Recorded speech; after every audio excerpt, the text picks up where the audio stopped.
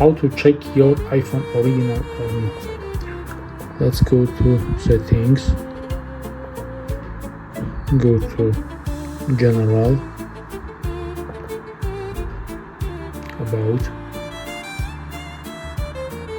Here you see your iOS version, model name, model number and serial number. You need to copy serial number.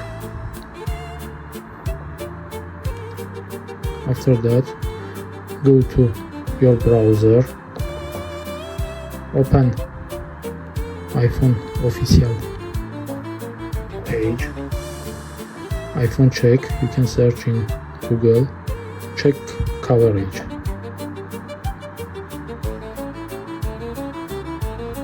Here you need to paste your serial number. Submit.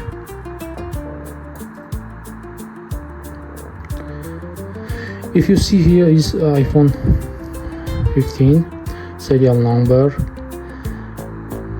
chased October 22, coverage expired.